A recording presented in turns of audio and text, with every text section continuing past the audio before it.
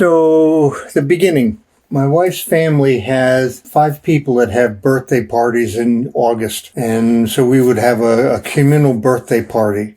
And this year we decided to have it at a place called Sleepy Hollow Lake, which is just south of Albany, New York, the state capital. And we had rented a pavilion, and there were about 25 people, kids running all over the place. And I had been given the job of running the barbecue. So I was outside. It was a beautiful day. I was oblivious to everything else. And I was doing the food. And at some point in the middle of the morning, I decided I should call my mom and check on her because she was not going to be there. So I got somebody to cover the barbecue, and I walked around the front of the building where there was a payphone attached. And this was back before the days of cell phones. It's hard to believe. At any rate, That's true. so I tried to call, and I let it ring 5, 6, 7 times. I don't remember which. And she didn't pick up. So I was getting ready to hang up the phone. And what I had not realized was that when I was running the barbecue, I had my back to the lake. So I did not see that a huge thundercloud had formed up over the lake. And I was just minding my own business.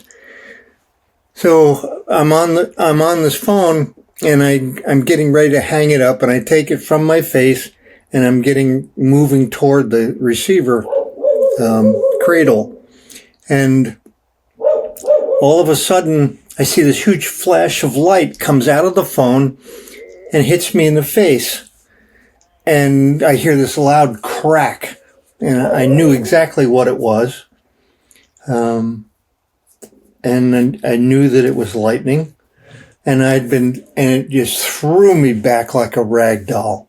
I went flying backwards, and then suddenly as I'm flying backwards, I have this strange sensation of moving forwards. And I was absolutely confused. I remember standing there, and I'm at the bottom of the stairs, probably 8 feet away from where the phone is.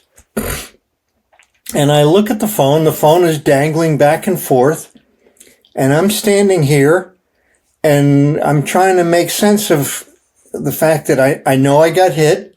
I know I got thrown backwards, but I didn't understand why I had that moving forward sensation and what I was doing standing there. And just nothing was making sense. And then all of a sudden, my mother-in-law is screaming. She's at the top of the stairs, and I'm at the bottom. And she starts running down the stairs right at me, but she's not looking at me. She's looking off to her left. And I remember thinking, what the hell is going on? And as she came down the stairs, I'm standing right at the bottom, and she just seemed like she didn't see me.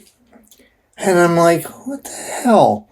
And she took off to her left, and so I turned and I started to follow her. And I got about 3 or 4 steps, and all of a sudden, I'm confronted with myself on the ground. And I remember thinking, oh shit, I'm dead. And I was absolutely shocked, no pun intended. I always thought that, when you died, there was some warning, there was something, bells, whistles, anything. It was nothing. It was just like 1 second I was here, the next second, I don't know where I was. And I could hear everybody. I could see everybody. There was actually a lady and her young daughter. They were standing behind me waiting to use that phone. It turns out she was a nurse, and this place is in the middle of nowhere. So, how crazy is it to get struck by lightning and have somebody standing there who's a nurse to start CPR immediately? So I'm watching her, and she gets down to start CPR, and I can hear everybody, I can see everybody, I keep hollering out, and nobody can hear me or see me. And at that point, I thought, well, hell, there's no point in standing here. And I thought, I'm going to go up and check on my family. So they're up on the second floor. I'm on the ground floor. And so I walk over to the stairs, and I start going up the stairs. And as I do, I'm looking down at the stairs because I don't want to trip and fall on my face, which I've done before. And I see that my legs start to dissolve, and I'm losing form. And I thought, whoa, what the hell? This is getting crazy now. And by the time I got to the top of the stairs, I had lost all form. I was just a ball of energy. And at that point, the stairs actually make a left turn and go up to the final part. And I didn't do that. I just went right through the wall. And when I got on the other side of the wall, I came out right over the top of where my wife was sitting, and she was painting children's faces. And I made a special note of how all the furniture was arranged, what kids were standing there, who they were, what order they were in. And I kept going. I was going diagonally through that room. And then, and having made those notations was an important thing, because later on, we had been asked to do a special with A&E, the Beyond and Back show. And they interviewed us separately and compared what I said with my wife's testimony, which they were exactly the same. Wow. And there's no way for me to have known those things.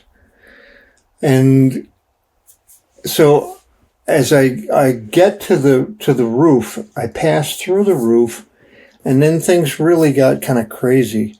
Suddenly I was immersed in a river of pure positive energy. If you could ever imagine absolute love and absolute peace, that's what this river was made of. And it was coming from this light source, which was off to my right. And I'm standing there, and I'm looking at this light, and I can see this energy that's coming from it. And it almost looked like sine waves. And I could see the energy form. But what was more important was I could see that energy made up everything. As I looked around and saw trees and lakes and everything else, I realized, oh my God, this is the God energy. And I thought, this is absolutely amazing that I'm seeing this. And I realized that this is the greatest thing that could ever happen to somebody, to actually experience this. And so I come to the realization that, my mind is racing like crazy. And I'm thinking about things in the way I normally would, even in the same vernacular that I normally would. And I realize that whoever I am, I always am. And, that dead piece of meat on the floor has nothing to do with who I am. And that was an incredible realization, to know that our spirit lives on. There is no such thing as death for the spirit. The body dies, but so what?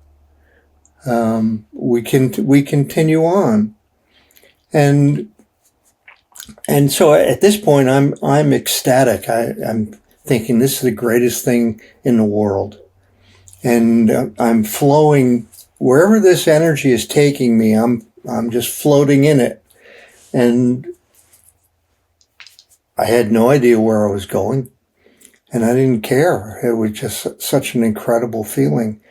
And at one point, it seemed like I passed through a corridor, and I remember looking at the wall, and there were pictures on the wall that were my life story, if you will. And as I look at the pictures, they would suddenly become motion picture. And so I would see high points and low points in my life, but it was just instantaneous and short. And there was nothing to think about. It was just, here are some things from your life, and I just kept moving. It kept taking me wherever I was going. And as I'm doing this, I'm just so excited about where I'm going, and I literally didn't care where I was. And then all of a sudden, it was like somebody flipped a switch, and bam, I was back in my body, and I was so pissed. I was like, no, I don't want to go back. Please don't make me. But it wasn't my turn to make any decisions, and so I'm back in my body, and I'm still unconscious, and I'm still out cold, but I could sense that the nurse who had been doing the CPR had stopped, and she was kneeling next to me, and it took several minutes before I could open my eyes. And when I opened my eyes, the first thing I wanted to do was to thank her for saving my life, but stupidly, when I wanted to say that, all that came out was, "It's okay, I'm a doctor." And she just kind of laughed and said, "Well, you weren't a minute ago." And I was like, okay, I'm not thinking very clearly. I'm just going to shut up. So at this point, the police came, the ambulance was called, and, I said, I'm not going to the hospital. I work in a hospital. I know what that's going to be like. I don't want to sit there for 4 hours to have you tell me I'm alive. And so I opted to have my family take me home, and I called on the way. I called my cardiologist and my neurologist friends and told them what happened, and they said, well, come right over. And so that's what we did. And, they checked things out, and they said, well, you're lucky. Not many people walk away from these. And didn't seem like I had anything to show for it. Really? You had no injuries? I had 2 burns. I had a burn on my face where the lightning went in, and I had a burn on my foot where it came out.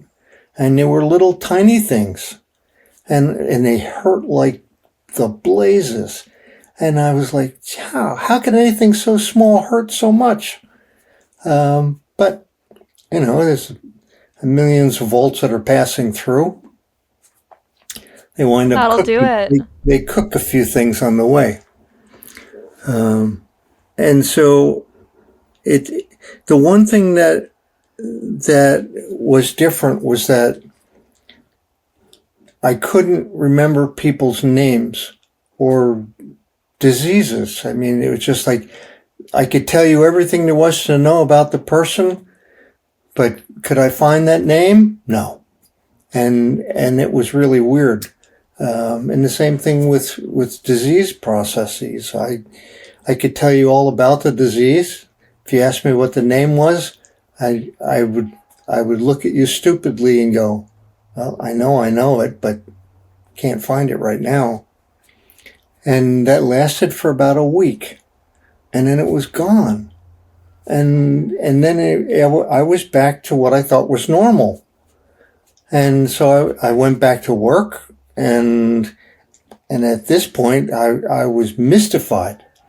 I'm like, okay, and I started thinking, what's the probability of getting struck by lightning, number one, and what's the probability of it losing enough of its current before it gets to you that it just has enough to kill you but not turn you into a French fry.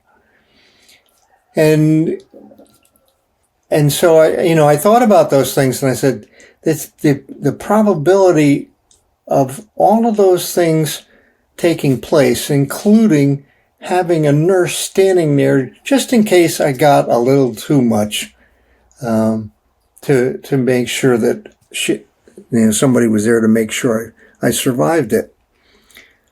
And it was fantastically improbable that these things could occur at one time. And so I thought, okay, there has to be a reason for all this, but I had no idea what it was. It was too well orchestrated to have been random. And as Einstein used to like to say, God does not throw dice.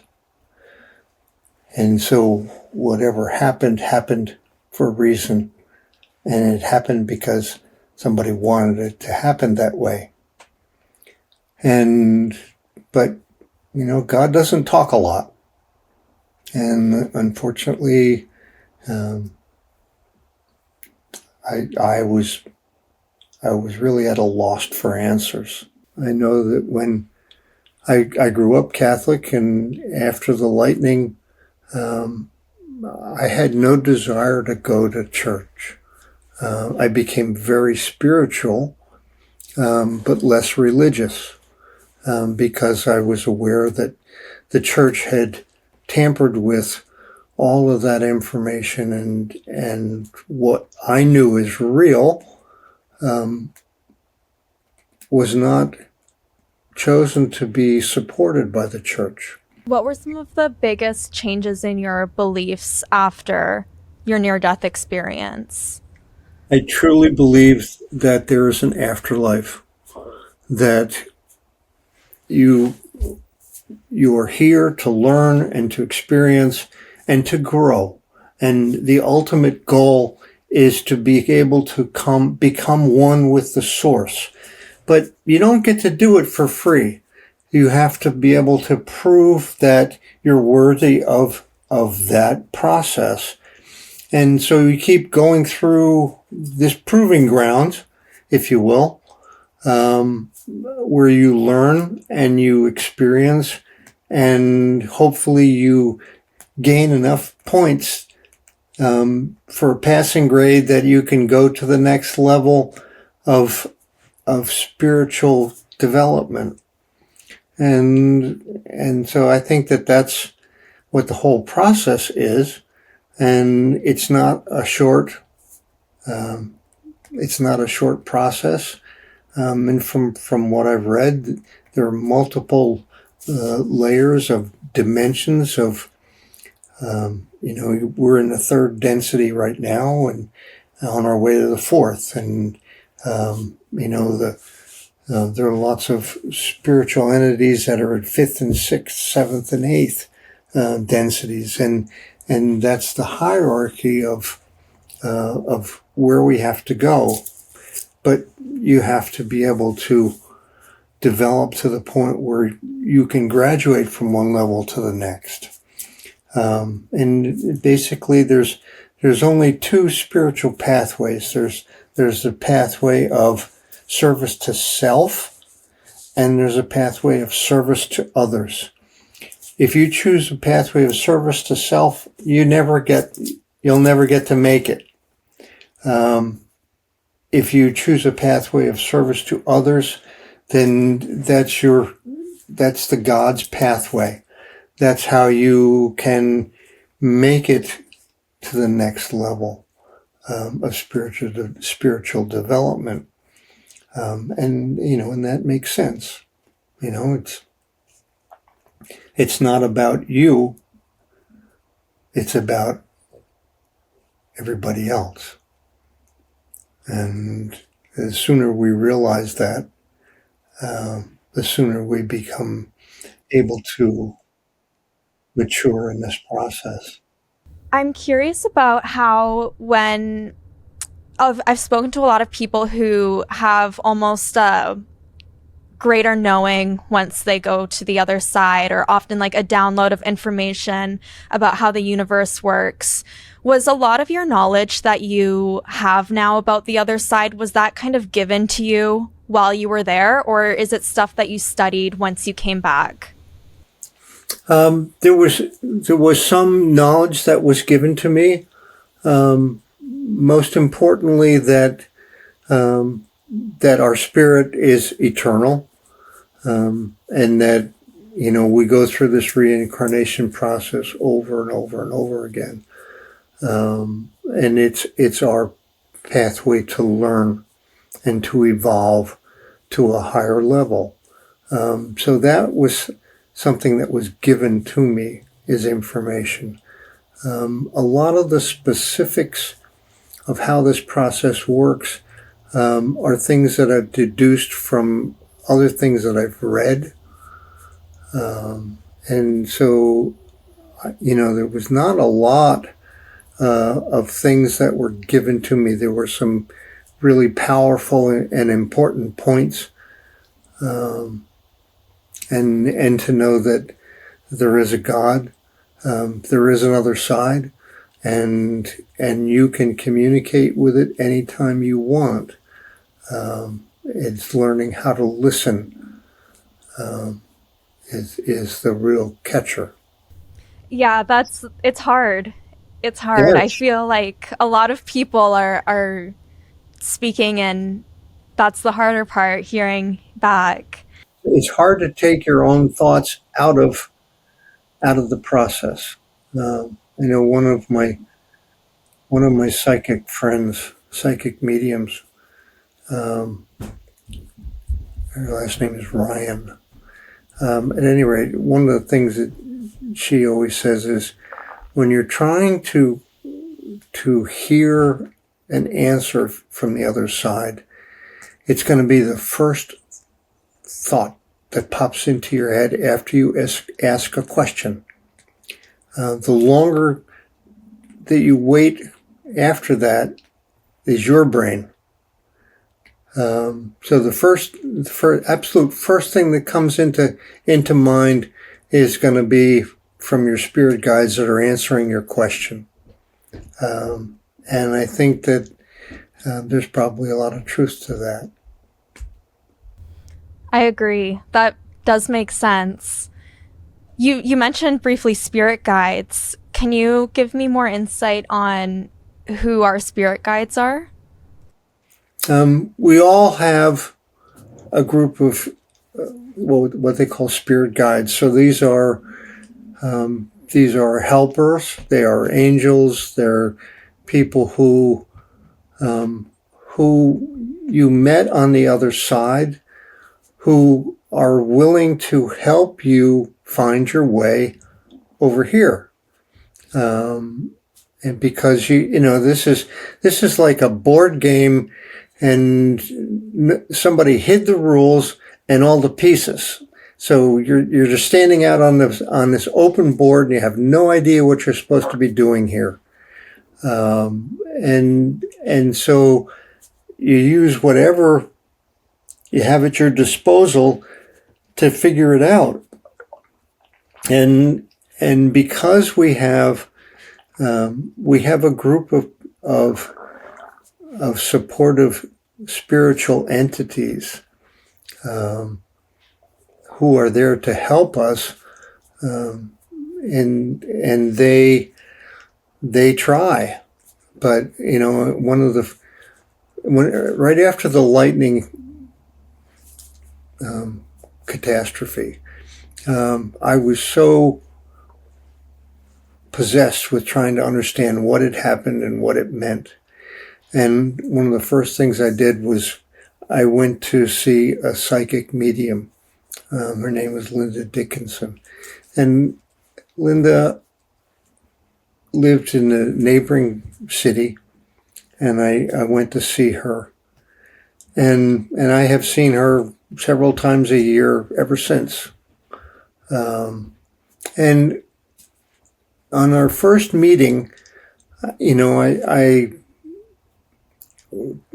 told her why I was there, and I wanted to understand, what the meaning of this whole thing was, because what I have experienced thus far, it was very clear to me that this was not a random event. And she's sitting there, and she was quiet for a minute, and all of a sudden she starts laughing. And I said, "What the hell's so funny? This is not funny." And she says, "Oh, I'm so sorry." She said, "I'm not laughing." She said, "Your spirit guides are laughing, and they're laughing loudly." And I said, "What do they think is so damn funny?" And she said, "They're saying that that's what it took to get your attention." I said, "You mean they couldn't come up with anything a little more civilized? You got to hit me with a 2x4? And she said, she said, "You're a little thick." That's Oh what it. no. She said, "That's what it took to get your attention." And I thought, okay. And I think that there was a lot of truth to that. I went back to work, and I was struggling with, why did this happen? What did it mean? And then about 2 weeks after the lightning, I started to have this insatiable desire to hear classical piano music, which was a big departure for me. I was a kid of the 60s. There was rock and roll. There really wasn't anything else. My mom had made me take piano lessons when I was 7 years old for a year, and I hated it. I didn't want anything to do with piano. I wanted to go play baseball and football and go fishing, because that's what 7-year-olds do. And I never went back. So this was a big departure for me to want that in my life. And the very next day, one of our babysitters came by and said, "I'm going to be moving, and I have this old upright piano that I love that was my father's, and I need some place to store it for a year till I get settled. Could I keep it at your house?" And I thought, okay, this is pretty weird. I have this idea that I want to play piano. I want to learn something, and all of a sudden it appears. And so that week, I have a dream. And the dream was like an out-of-body experience. And I remember I was walking out onto a stage, and I'm walking toward myself. So I'm out at the front of the stage, and I'm at a concert hall. I'm actually giving a concert, piano concert, and I'm listening to the music, and I'm looking at myself, and I walk up, and I'm standing behind myself, and I'm listening to this music, and all of a sudden I'm struck by the realization that this is not somebody else's music. This is mine. And so I was really paying attention to it. And the ending had a loud crashing ending, and it woke me up out of a sound sleep. And so I looked at the clock. It was 3:15, and I jumped up, and I went out to the piano, and I tried to plunk out some of the things that I heard, but I had no idea what I was doing. I didn't know how to play, and I didn't know how to write. So at that point, I said, "The hell with this," and I went back to bed. And then I got up at 5:30, which was my normal time to get ready for work. And from that moment on, whenever I went near that piano, the music from the dream would start to play. If I tried to ignore it, it would be more insistent. And it would start playing in my head when I was trying to do other things, like I'm trying to operate on people, and the music is blaring in my head. And I learned very quickly that I had to pay attention to this music Otherwise, it would be intrusive and it would start showing up at times I didn't want it to. But it was always exactly the same. And that was, a great thing about it. It was the music was downloaded into my head exactly the way that it was supposed to be. And so because of this insatiable desire to hear classical piano, I went to a music store, which I had to drive to Albany, which was an hour away, because there was no place locally that had classical CDs. It was not a big sale item. And when I went in there, it seemed like this CD of Vladimir Ashkenazy playing his favorite Chopin jumped off the shelf right into my hands. And I was like, okay. I bought the CD and I started listening to it, and I listened to it nonstop all day long. I made everybody else listen to it. I'm sure my family was sick of it. I even made everybody at work listen to it, and I'm sure they were sick of it. But I realized very quickly that I needed to do more than play the CD. I needed to learn how to play this music. And that was a problem because I didn't know how to play. But being undeterred by that, I bought some music teaching books, how to teach yourself piano. And I started trying to teach myself how to play.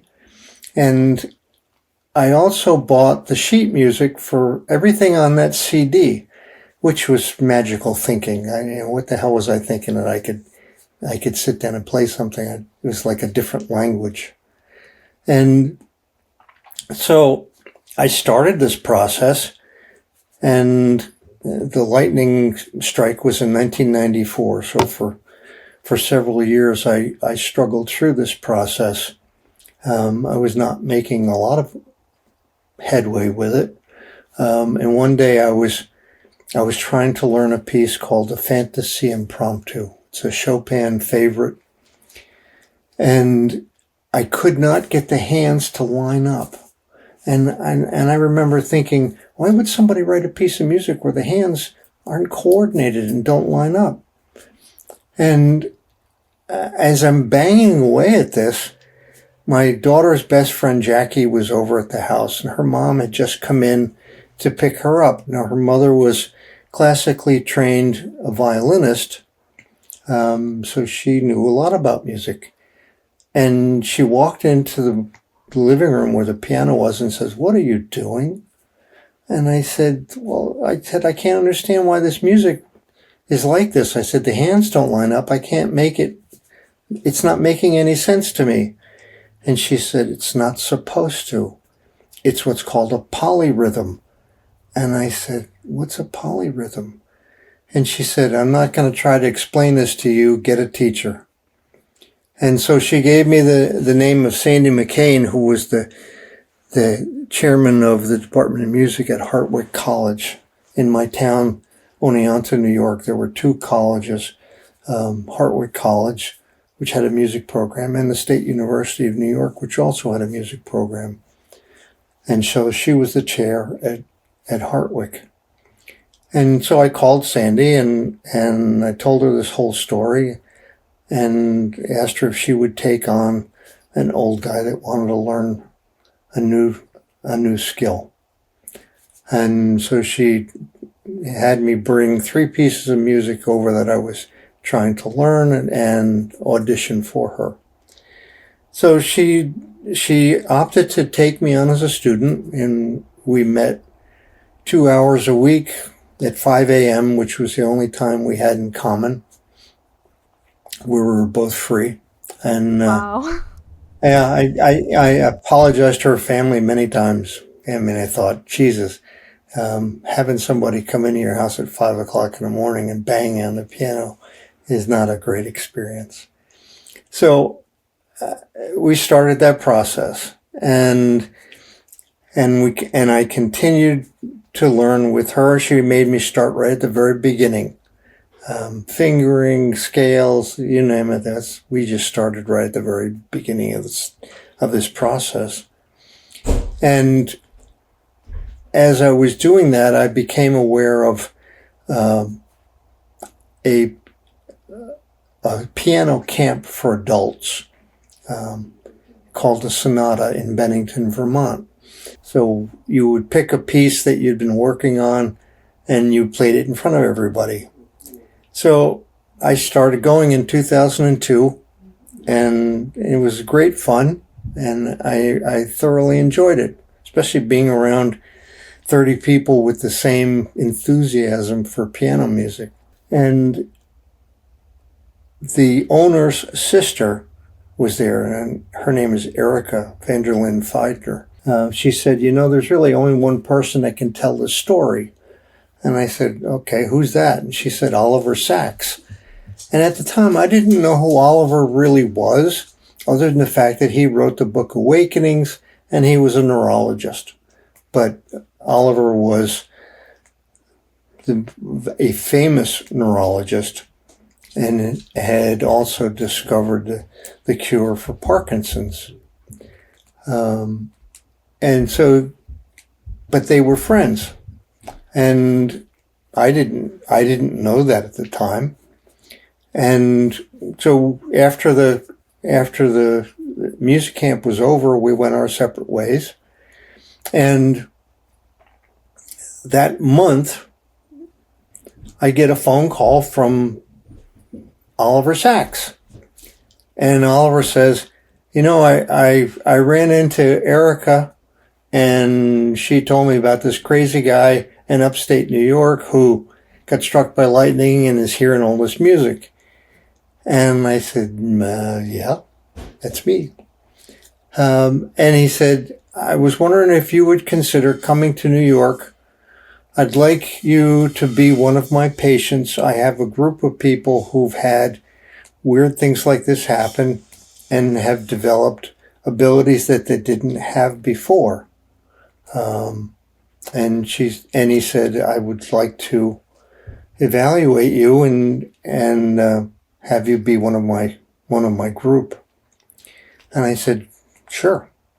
So in August of 2006, I drove down to New York City, and I got to spend an entire day with Oliver Sacks, which was absolutely amazing. What an incredible man, incredible mind. And as it turns out, he is also a pianist. And in his apartment, he had his father's old grand Bechstein piano, which they had to take out part of the wall to get it in the building, which is kind of crazy, but that's the kind of person Oliver was. And we spent this whole day together, and at the end of the day, we're saying goodbye at his doorway, and he looks at me with those piercing eyes of his, and he says, the music from the dream went through an awful lot of trouble to get here.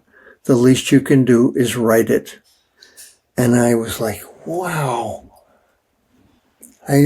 Coming from somebody like him, it was almost like an edict from God. And when I drove home, and the very first thing I did the next day was I went to a store to get a music writing program on a computer called Sibelius. So if you play something into the computer on the keyboard, it will generate hard copy of what you just played.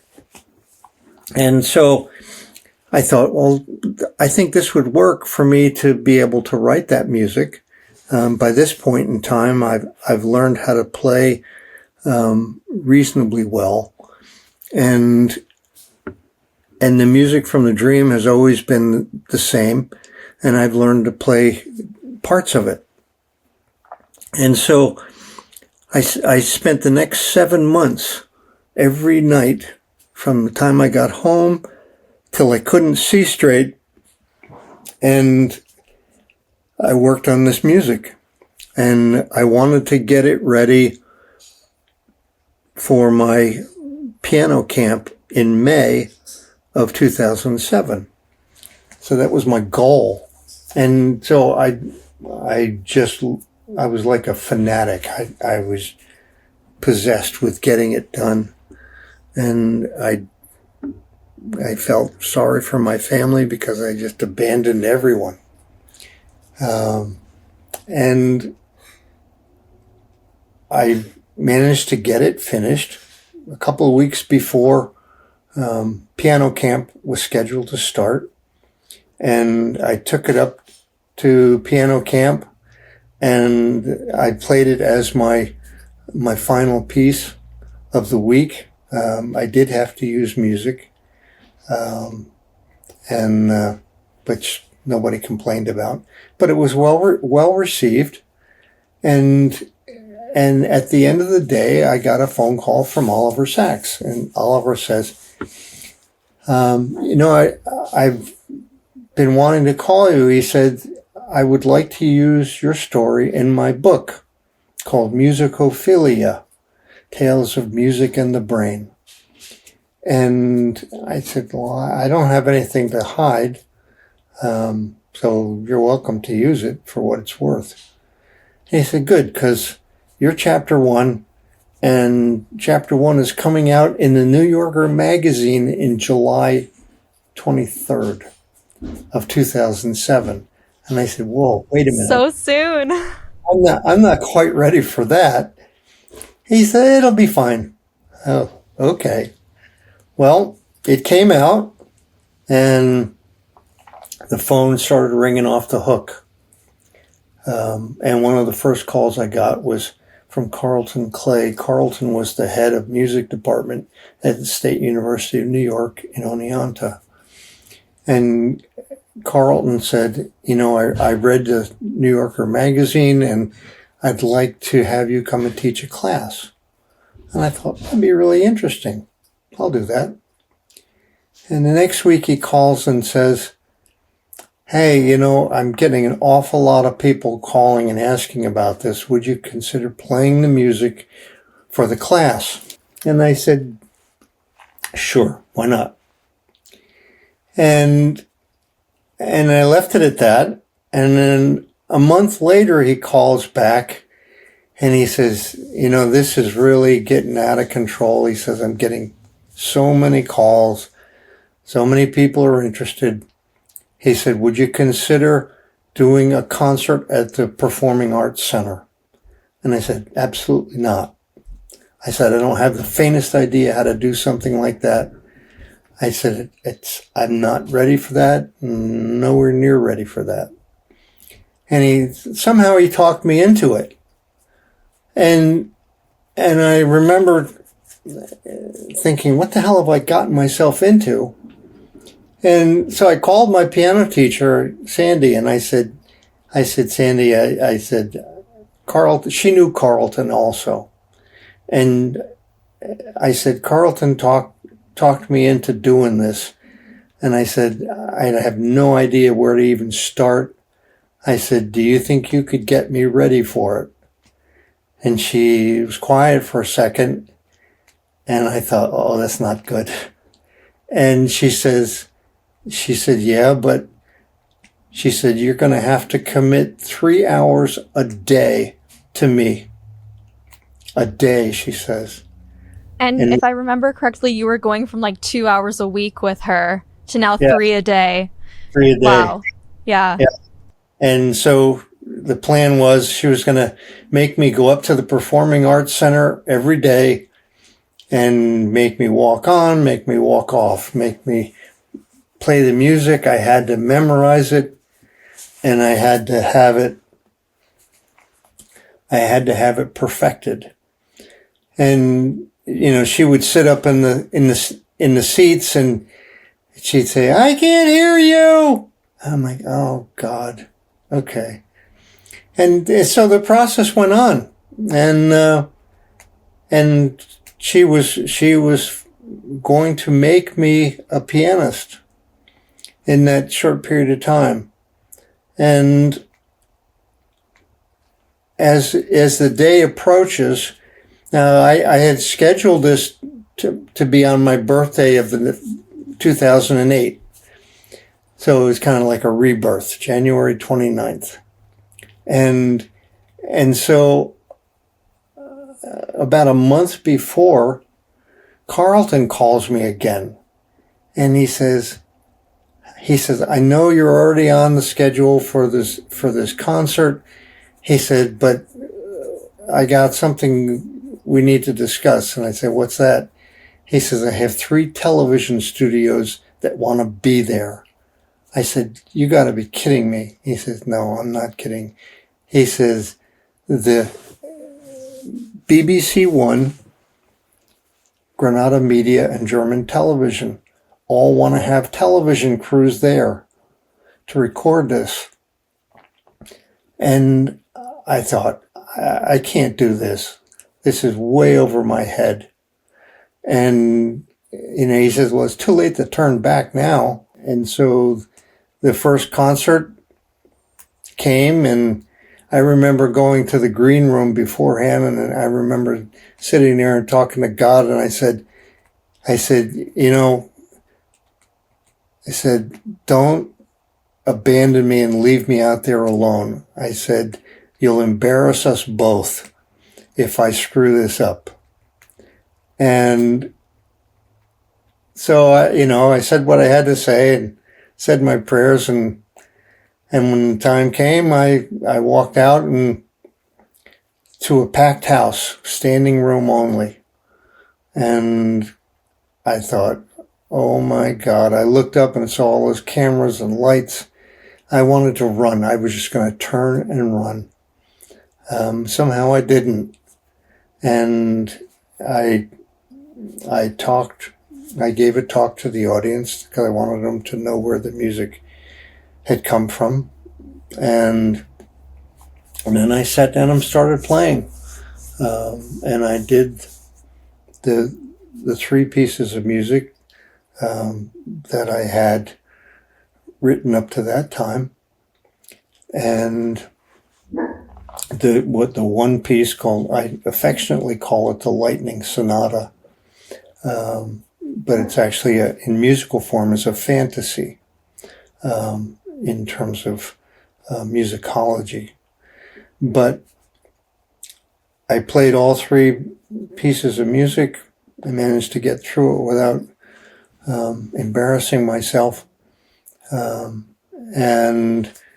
then I did another concert the next night.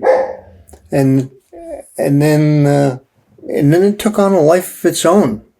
The music from the dream got played all over the country at different venues, and I belonged to an association called the International Association of Near-Death Studies, IANDS, and in 2012 I was a keynote speaker for that meeting, and they had asked me to play the music also. So I did that as well. So I've played it at a number of meetings like that over time. But it has, the music has continued to come into my brain. It usually comes is a download. And I don't know when it's coming. It's usually associated with some emotional event, like one of my dearest friends, a neurologist, John Lucens, died early, and it was a big shock.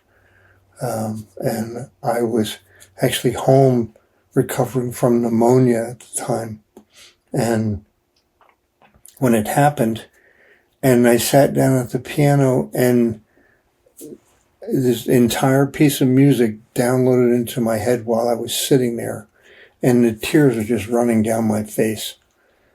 It was so powerful, and I wrote that piece of music and I called it the Rhapsody, and it was dedicated to John Lucens. That was Wow. one of the pieces that I played at the 2008 concert. Wow. And so even to this day, you're still getting like these downloads of music From from I wherever, was heaven. you know, I wish I knew where, but they come from someplace other than me. And it's interesting. In trying to figure some of this stuff out, I've read about the great composers and where their music came from. And Mozart was very open, and said that his music would come to him in finished form. All he had to do was write it down, and that's really the way it is. It comes from someplace, and it gets editorialized by the author, but um, it's coming from someplace, and I wish I knew where it was. But at any rate, so and that has continued. It's gotten more complex as time has gone on. I love every minute of it, and I'm in the process of writing a book about all this stuff, and I think that it's an important thing for me to do because not only to talk about my near-death experience and what it meant, but also to look at all of the literature I could get my hands on and try to make some sense of what does it all mean? What does it all mean? Where does it come from? How does it fit into our paradigm of life? And what are the parts that we really don't know? Why do you think it was music and specifically the piano that you were drawn to so deeply after your near death experience? Okay. I think there's more to the story that I don't understand. I think that the musical frequencies that are generated by the piano can have an effect on people's brains and can, in some way, elevate people's consciousness. And I say that because over the years of performing it, every single time I've played it in public or played it at a concert, people come up and they talk about, I was seeing visions, I felt this, I felt that. I even had people ask if they could come to my house and lie on the floor underneath the piano so they could feel the vibration. So I think there's something more to the frequencies than we understand, in whether it does something to DNA programming in the brain, or whether it helps people to heal in some way. I don't know, but I do suspect that's an important part of this whole thing. There is something more to the fact that the piano, but I think music in general also has that effect. And I think there's nothing more important than trying to raise the level of consciousness of people. Yeah. That's a very interesting answer. I think it's so powerful how people I've never experienced visions while listening to music, but I feel like me and everyone else can have intense emotional reactions, and I think it's really beautiful. So you think it was truly in your destiny to be I mean, I don't know what they were trying to tell you, to be composing music, to be speaking about the afterlife, everything. I think that one of the reasons I'm still here is because I have a message that needs to be given to people. And that message is that God is real, there is an afterlife, and your spiritual person is eternal. And you keep going through this process to learn and to evolve, ultimately to become one with the person who's responsible for all of it. And so I truly believe that, what I'm here for is for the music. That music is doing something that I don't understand. And the other thing is to bring the word to people in as many ways as I can. And so I do it through podcasts like yours. And I do it through things that I've written. I've written chapters in books. And I want to finish the one that I'm doing right now. Because I think it's an important thing that I'm supposed to do.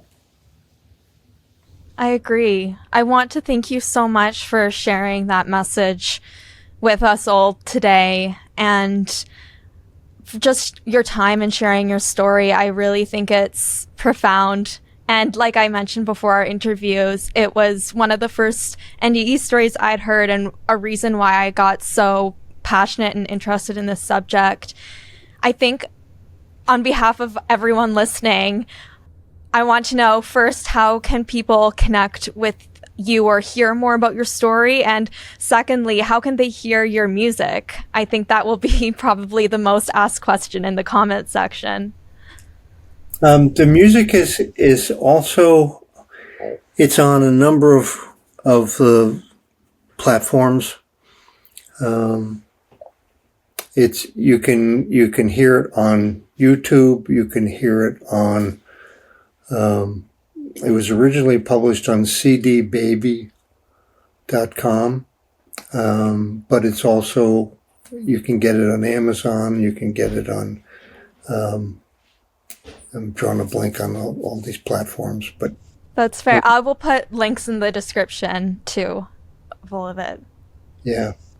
So there's lots of places to get it. If you want a CD specifically, you're willing to, you can write to me. My email is, it's all lowercase t, cicoria@yahoo.com. And if somebody's got questions, I'd be glad to answer them. And anything else I can give. That's amazing. Yeah, like I mentioned, I'll have that information in the description of this video for people who are watching. And I want to thank you again. Thank you for your time and for sharing your message. You're so welcome. Thank you, Lauren, for inviting me. Thank you to Dr. Tony Cicoria for sharing his story. Dr. Cicoria's story was one of the first NDEs I'd ever heard, and I didn't reach out to him for a very long time because I just didn't know if I was ready to yet, so it was very surreal to actually interview him. So huge thanks to Dr. Cicoria and for you for watching this video. If you made it this far, please double check to make sure you're subscribed to our channel, and I'll see you in the next video.